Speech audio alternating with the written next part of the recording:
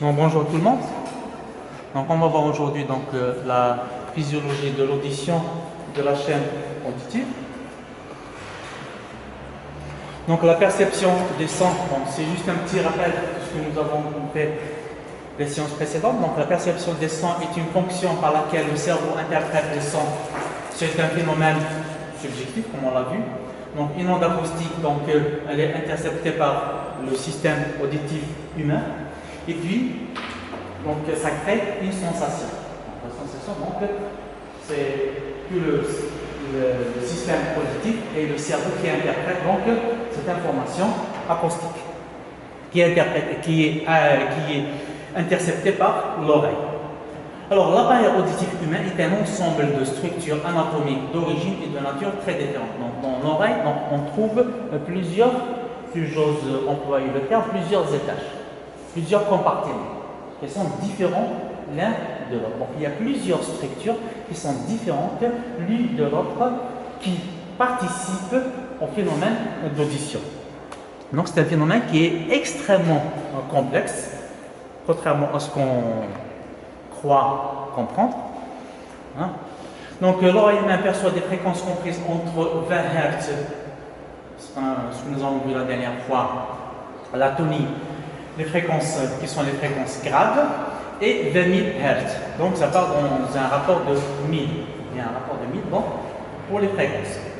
Donc nous avons vu aussi pour l'intensité, ça part dans un rapport de combien 10 puissance 12 pour l'intensité.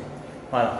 Donc le seuil d'audition, c'est-à-dire le niveau sonore pour lequel le silence est rompu par un bruit, est à 0 décibel. J'ai oublié de mentionner ici, à 0 décibel pour une fréquence, pour un étalonnage de fréquence de 1000 Hz. Voilà. Donc ça, c'est pour les fréquences physiques, mesurables. Alors pour les fréquences physiologiques, la mesure de l'intensité physiologique, on a vu que c'est le fond. Donc on a vu la courbe qui correspond de correspondance entre le fond et les décibels. Donc pour les intensités, le son devient gênant à partir de 120, il devient douloureux à partir de 140, même bonjour. On peut distribuer. Voici la courbe audiométrique établie à partir des intensités seuil de perception d'intensité sonore nécessaires pour percevoir un son d'une fréquence choisie. Donc ça fait la correspondance entre l'unité de mesure physiologique, donc ce qui est senti par une personne moyenne, et l'unité de mesure physique qui est le décibel. Donc vous avez en ordonnée l'échelle des fréquences des sons qui sont audibles. Donc vous voyez ici que la sensibilité maximale de l'oreille, elle est autour de ces fréquences-là. Donc on a vu aussi le champ auditif, donc comment il varie entre les infrasons et les ultrasons, et la zone conversationnelle, c'est la zone la plus importante pour l'être humain, le fait que l'être humain est un être social qui communique par la voix, par le son. Alors, anatomie fonctionnelle de l'oreille. Donc, c'est des choses normalement que vous avez vues en anatomie. Donc, c'est juste un petit rappel qu'on va voir. Donc, l'oreille elle est divisée en 3 parties. L'oreille externe, l'oreille moyenne et l'oreille interne. Donc, vous reconnaissez ça. C'est le schéma pratiquement qu'on trouve dans la documentation, dans la littérature. Donc, l'oreille externe, concerne donc le pavillon, et le conduit auditif. Donc, l'oreille moyenne, ça concerne le tympan et la chaîne des osselets, et la trompe d'Eustache. Donc, l'oreille moyenne est accrochée à l'oreille interne, qui est la cochlée, ou le système vestibulaire, pour lequel vous avez les 3 canaux semi-circulaires responsables de l'équilibre de l'oreille. Donc vous avez le liquide ici à l'intérieur des canaux semi-circulaires. Lorsque la personne bouge, donc vous avez les 3 orientations spatiales. 3 orientations. Bon, n'importe quelle direction que vous tournez, voilà. Donc il y a le liquide à l'intérieur qui bouge, il va envoyer un signal à travers donc, le nerf vestibulaire vers le cerveau qui va vous informer sur votre position, votre orientation. Donc, qui donne l'information sur le maintien de l'équilibre de l'organisme. Donc c'est des systèmes qui sont accolés l'un de l'autre. Donc vous avez là. Donc on va voir ça un peu plus en détail après. Alors l'oreille externe, donc on a le pavillon et du conduit auditif. Externe d'environ 2,5 cm de long. Elle est tapissée de cellules cérumineuses. Elle sécrète le cérumen, donc c'est une substance graisseuse qui permet de maintenir une certaine fluidité à l'intérieur du conduit auditif, en même temps libérer les impuretés qui rentrent à l'intérieur de l'oreille. Donc tapissée de cellules cérumineuses, elle sécrète le cérumen. Alors son rôle protéger le tympan des agressions extérieures, donc garder l'intérieur de l'oreille tout le temps lubrifié, de capter l'onde acoustique, donc le pavillon, la forme d'une antenne. D'ailleurs, les premiers microphones dans l'histoire, dans l'ingénierie, voilà, leur forme, les ingénieurs leur donnent la forme de l'oreille. Voilà. Donc la forme de l'oreille, elle permet de capter et de concentrer les ondes acoustiques vers le conduit auditif. Voilà. Donc du pavillon, donc une grande surface pour capter un maximum d'intensité acoustique, voilà, et la concentre vers le conduit auditif à ce moment-là. Donc à travers le conduit auditif, donc elle se propage vers le tympan. Voilà. Donc protéger le tympan des agressions extérieures, capter l'onde acoustique, donc c'est une antenne acoustique, elle amplifie et transmet au niveau du tympan. Donc ça permet aussi, donc le fait que nous sommes un système d'audition binaurale, donc ça fonctionne avec les deux oreilles, donc ça permet une localisation spatiale d'une source sonore. Donc si on avait une seule oreille, il est très difficile de localiser une source dans l'espace. Le fait que nous avons vu la dernière fois, donc il y a deux phénomènes, le phénomène d'écran, pardon, oui, le phénomène d'écran, voilà, à travers donc, la présence de la tête d'une orientation à une autre, le phénomène de déphasage aussi entre les deux oreilles. Donc le cerveau calcule la différence de temps entre les deux cellules. Donc localisation spatiale de l'orientation d'une source sonore et aussi traitement binaural du son. Donc ça vous permet, ça permet aussi d'augmenter le seuil linéaire d'intensité. Alors l'oreille moyenne, elle comprend la caisse du tympan. La caisse du tympan, donc c'est celle-là. Donc c'est la cavité qu'il y a à l'intérieur de ce. Oui? Problème? Non. Alors donc, on comprend donc la caisse du tympan, la trompe d'Eustache. Alors la trompe d'Eustache, donc c'est celle-là. Je ne sais pas si vous avez vu en physiologie son rôle, la trompe d'Eustache, ou pas? Qu'est-ce qu'on vous a dit sur son rôle? Donc la trompe d'Eustache. Pardon?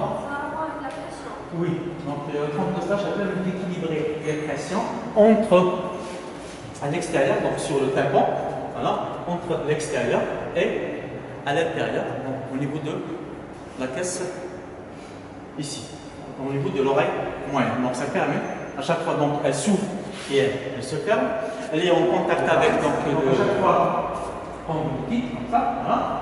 Donc il y a l'équilibrage de pression entre l'intérieur, l'oreille moyenne et l'extérieur. Voilà. Donc ça permet aussi à ce moment-là de protéger le tympan pour qu'il ne soit pas soumis à des surpressions très importantes. Alors donc, on prend la caisse du tympan, la trompe d'Eustache et la chaîne des osselets. Donc, vous l'avez vu, donc la chaîne des osselets. Donc vous avez le maillon qui est accroché au tympan, donc c'est le premier élément du maillon, de la chaîne. Il est en rapport avec donc lui. Donc il y a un mouvement. Lorsque donc le tympan vibre, on fait vibrer avec le marteau. Donc vous avez un axe de rotation ici, donc ce qui fait un levier. Vous avez un système de levier ici. Et ça va amplifier donc, à travers la forme de l'enclume, donc axe de rotation ici, ça va faire une amplification de l'amplitude des oscillations. Celui-là vibre, l'autre, son levier est très important, donc ça permet d'amplifier l'amplitude de la vibration. Est-ce que vous voyez ça?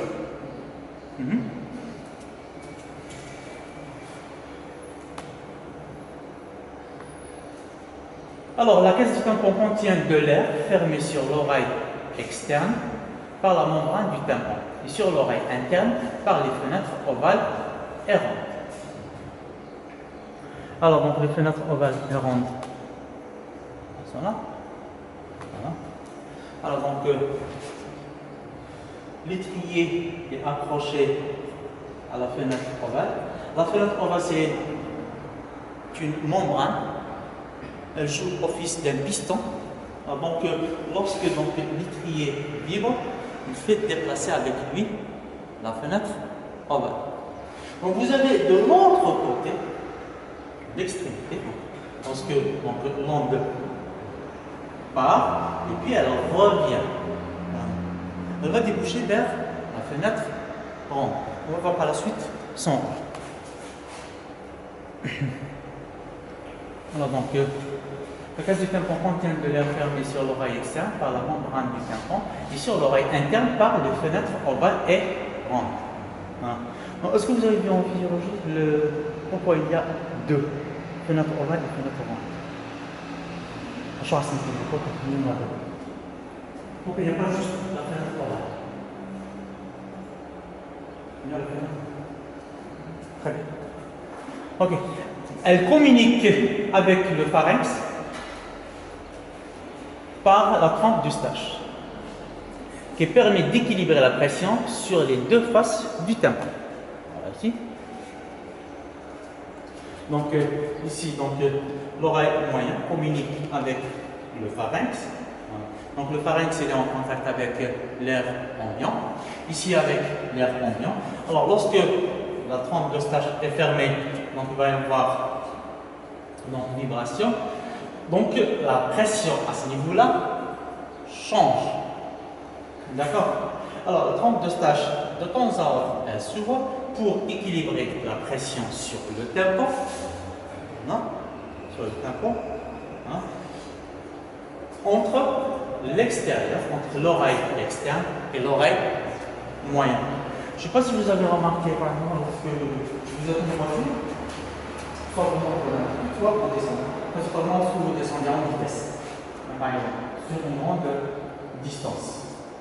Est-ce que vous remarquez que vos oreilles, il y a des genres de sensations un peu bizarres sur vos oreilles? Voilà. Pourquoi? Parce que plus on descend, plus la pression augmente. La pression atmosphérique. Plus on monte, la pression atmosphérique diminue. Donc, plus on descend, donc il y a plus de pression qui est exercée sur le tympan. Donc, vous avez cette sensation-là. Alors, pour enlever cette sensation, qu'est-ce que vous faites? Vous écoutez. Donc, vous ouvrez la trempe d'Eustache. Et la pression à l'extérieur, et au niveau de l'oreille moyenne, elles seront équilibrées. Donc, ça ne pose pas de problème pour le tympan. C'est bon. Alors donc, est-ce qu'il y a des questions jusque-là? Non, moi ça va, vous suivez très bien, normalement. Très bien. Alors donc, vous avez ici donc, la chaîne des osselets. Vous avez le système de levier. Donc ici, le marteau est accroché au tympan. Donc lorsqu'il vibre, voilà. Donc il fait l'enclume, sa forme est comme ça. Donc ici, le marteau, il est accroché ici. Donc il exerce une force à ce niveau-là.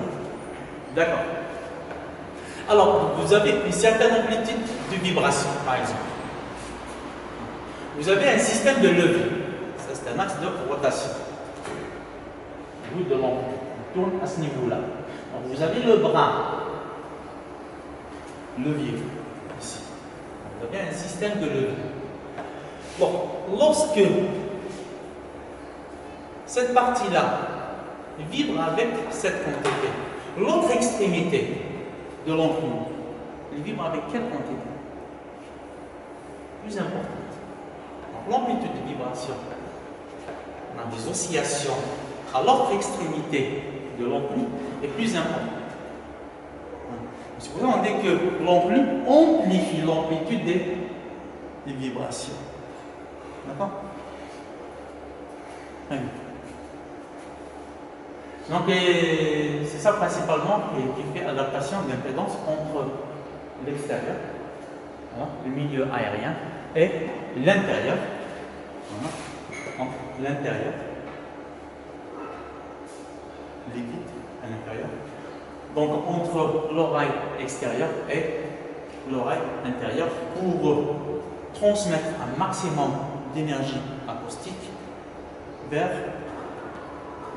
le vestibule. Ok. Donc vous avez ici l'étrier. L'étrier est accroché à la fenêtre ovale. Donc, comme je vous l'ai dit tout à l'heure, donc la fenêtre ovale c'est une membrane, donc elle joue office d'un piston. Vous avez ici un piston. Donc je vais faire notre schéma. Alors pour ce système de levier, est-ce que c'est clair pour tout le monde? Comment on multiplie l'amplitude d'oscillation? C'est bon? Très bien. Ah, donc au niveau de l'étrier, donc voici l'étrier, donc voici la fenêtre ovale. Donc je peux assimiler ça à un piston. Donc lorsque l'étrier vibre, il fait vibrer avec lui la membrane de la fenêtre ovale. D'accord. Donc lorsque cette membrane vibre, donc derrière la fenêtre ovale, au niveau de la cornée, donc vous avez un liquide, le périlin. D'accord? Donc le périlin. Donc lorsque ça vibre, il communique ces vibrations à ce liquide. Regardez. Par exemple, la surface de l'eau. Comme je fais ça avec ma main sur la surface de l'eau, qu'est-ce qu'il va y avoir? Donc, je vais communiquer l'énergie à la surface de l'eau. Donc, il va y avoir création de vibrations. Ici, c'est exactement la même chose. Donc, lorsque la fenêtre ovale vibre, voilà, donc la membrane de la fenêtre ovale vibre, voilà, elle fait vibrer, donc elle fait propager une onde acoustique à l'intérieur du liquide. Donc, il va y avoir une onde qui va se propager dans ce liquide. C'est bon. Voilà. Donc, bon, ça, c'est des images. Ça, c'est une image réelle. Bon, ça vous montre un petit peu la dimension de ces osselets. Ils sont vraiment très spécifiques. C'est pour ça qu'il faut vraiment protéger les oreilles.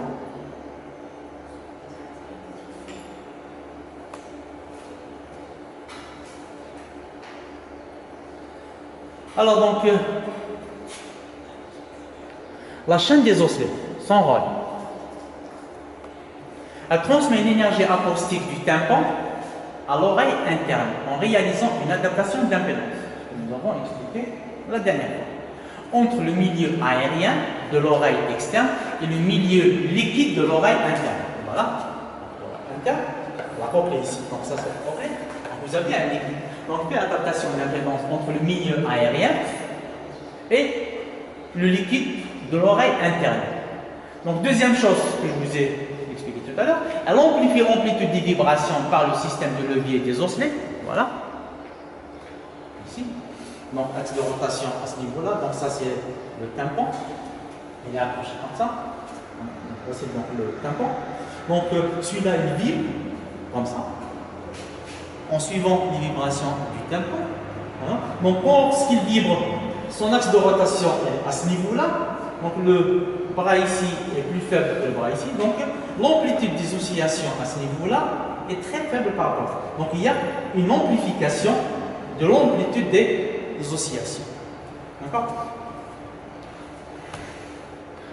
Donc, elle amplifie l'amplitude des vibrations par le système de levier des osselets. À partir de 80 décibels, un réflexe stapédien est activé. C'est un mécanisme protecteur. La contraction du muscle stapédien bloque la chaîne des osselets. Donc, il y a vibration. Donc, lorsque l'amplitude des oscillations sont très intenses, très importantes, voilà, donc ça risque de détruire le système. Donc, qu'est-ce qu'il y a? Donc, le muscle stapédien, il bloque. C'est une protection, il bloque tous les osselets. Voilà. Notamment, est-ce qu'il ne vibre pas? Parce que une fois l'amplitude de vibration dépasse un certain seuil, il va y avoir destruction du système. Donc, c'est connu dans tous les systèmes mécaniques. Lorsque l'amplitude de vibration devient importante, ces vibrations, trop de vibrations détruit le système automatiquement. Donc, à partir de 90 décibels, un réflexe stapédien est activé. C'est un mécanisme protecteur. Donc, la contraction des muscles stapédiens bloque la chaîne des osselets et atténue les amplitudes des vibrations transmises à la fenêtre ovale. Donc, s'il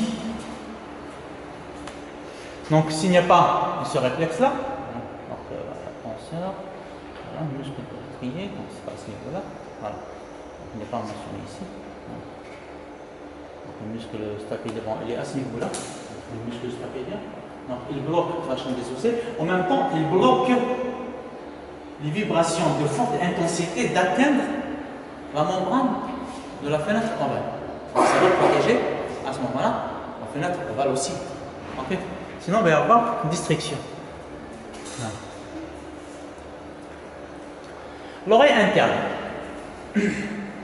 elle est formée d'un système complexe de canaux. Donc, en voyant la forme de l'oreille interne, donc cette forme d'escalope, elle est très très compliquée. Elle est partagée en 3 parties à l'intérieur, 3 canaux qu'il y a à l'intérieur, il n'y a pas un seul. Donc, formée d'un système complexe de canaux, comprend 2 parties principales, le labyrinthe osseux qui contient le labyrinthe membraneux. Le labyrinthe osseux est une série de cavités creuses dans l'os temporal. Ici. Voilà. Donc ici dans l'os temporal, ici. Donc vous avez donc cette forme-là. Ici.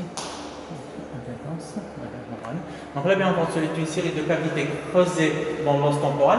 On peut le subdiviser en 3 régions. Les canaux semi-circulaires, le vestibule, le capteur d'équilibre. Alors donc vous avez ici 3 régions, la côtelette, le vestibule et les canaux semi-circulaires. Donc il y a les 3 parties avec. Voilà. Canaux semi-circulaire, le vestibule. Voilà. Et alors la cochlée qui renferme les récepteurs de l'audition. Alors donc le vestibule, son rôle est, le vestibule et les canaux semi-circulaires, comme on l'a vu tout à l'heure, traitent de l'équilibre. Voilà. Donc l'audition est traitée par la cochlée. Alors la cochlée est un canal osseux en forme de spirale qui effectue 2 tours et demi. Il y a un tour, 2 tours et demi. C'est comme d'un coquillage. Autour d'un pilier osseux. Le tube cochléaire apparaît divisé en 3 canaux. La rampe vestibulaire, donc vous les avez vus, donc la rampe vestibulaire, la rampe tympanique et la rampe médiane au canal cochléaire, donc au milieu. Donc l'oreille paraît simple, mais apparemment c'est extrêmement compliqué. Et c'est encore minuscule. Tout est minuscule à l'intérieur. Donc même pour intervenir, c'est pas évident. C'est aussi compliqué que l'œil. Alors donc le tube cochléaire apparaît divisé en 3 canaux, la rampe vestibulaire, la rampe tympanique et la rampe médiane, au canal cochléaire. La rampe vestibulaire débouche sur la fenêtre. La rampe vestibulaire débouche sur la fenêtre ovale et la rampe tympanique débouche sur la fenêtre ronde. Alors, vous avez ici. Donc ici c'est partagé en 3. Donc la rampe vestibulaire, donc ça commence avec la rampe vestibulaire, donc ça part. Et puis il y a au niveau de l'apex, l'extrémité, ça revient. C'est pas fermé, c'est ouvert. Donc le liquide, donc qu'est-ce qu'il fait? Voilà. Et puis, voilà, ici. Je vais dessiner ça de manière un peu simple. On part. Alors lorsqu'elle arrive ici,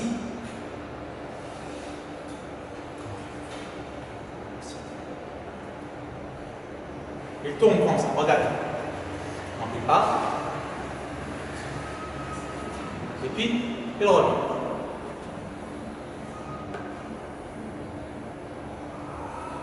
Voilà. L'autre. Voilà. Alors donc ça c'est la fenêtre ovale, la rampe vesticulaire. Vous avez ici l'apex et la rampe, on l'appelle un bagage. J'ai un système hydraulique.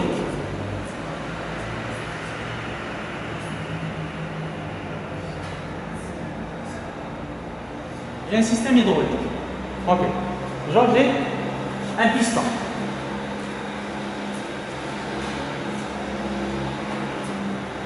J'ai ici un piston. À l'intérieur, bon, ça c'est fermé. Regardez bien. Ça c'est un système hydraulique. Donc c'est un conduit hydraulique. Donc ici il y a un liquide. Un fluide. D'accord. Alors, quand je presse sur ce piston, qu'est-ce qui va se produire? Je presse sur le piston. Donc, je mets de l'énergie. D'accord. Donc, ce fluide, les fluides, ils ont une caractéristique contrairement au gaz. Ils sont incompressibles. On ne peut pas les comprimer. D'accord. Donc, quand j'essaie de le comprimer, qu'est-ce qui va se produire? Le liquide, il est sous pression.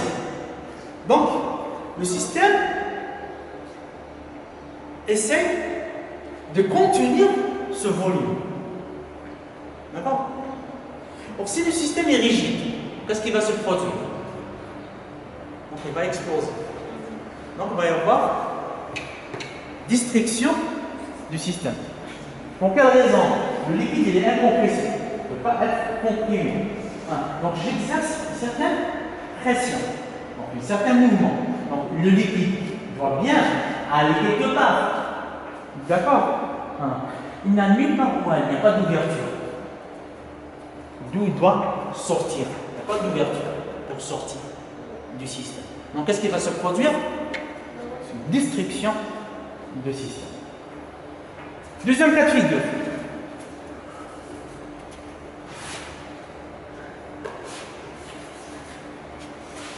De l'autre côté, j'ai un deuxième piston. Quand j'exerce une pression sur le premier piston, qu'est-ce qui va se produire? Alors, le fluide, il est incompressible. Voilà. Donc, on a vu ça en connectif fluide. Donc, qu'est-ce qu'il va y avoir? Donc, ce liquide va se déplacer, il va exercer une force sur le deuxième piston. Donc, le deuxième piston, qu'est-ce qu'il va faire? Il va se déplacer.